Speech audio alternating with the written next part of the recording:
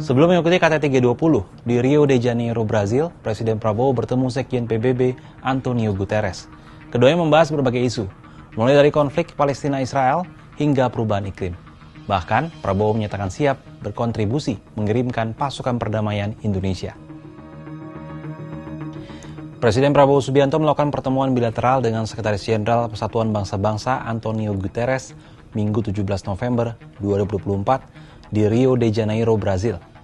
Dalam pertemuan itu, Presiden Prabowo juga menegaskan komitmen Indonesia dalam mendukung upaya PBB dalam isu-isu seperti keamanan pangan, pengentasan orang miskin, pelanggaran hak asasi manusia, serta krisis di Palestina. Presiden juga menyatakan kesiapan Indonesia untuk berkontribusi, salah satunya melalui pengiriman pasukan penjaga perdamaian jika dibutuhkan. On record as saying that we will support peacekeeping forces in the event there's a possibility of ceasefire and the need for internationally mandated peacekeeping forces. We are ready to provide the forces. Sekjen PBB Antonio Guterres menanggapi Presiden Prabowo dengan balas memuji peran strategis Indonesia dalam kerjasama internasional.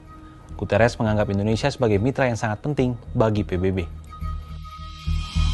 Selain bertemu Sekjen PBB, Presiden Prabowo juga menghadiri Indonesia-Brazil Business Forum. Apa saja yang dihasilkan dalam pertemuan ini? Dalam forum ini, Presiden Prabowo menyoroti banyaknya kesamaan antara Indonesia dan Brazil, mulai dari sumber daya alam maupun visi strategis untuk masa depan. Karena itu, kerjasama kedua negara akan membawa keuntungan bersama. Prabowo juga mengapresiasi peran Brazil sebagai salah satu anggota kunci BRICS, blok kerjasama Brazil, Rusia, India, China, dan Afrika Selatan. Prabowo menyampaikan komitmen Indonesia untuk menjadi anggota BRICS dan menjadikannya bagian dari strategi memperkuat ekonomi nasional. Presiden Prabowo juga menekankan pentingnya ketahanan pangan sebagai fondasi utama membangun negara. Presiden juga menyebut program pemberian makanan gratis untuk anak-anak Indonesia sebagai prioritas pemerintahannya. Keberhasilan Brazil dalam program serupa menjadi pembelajaran bagi Indonesia.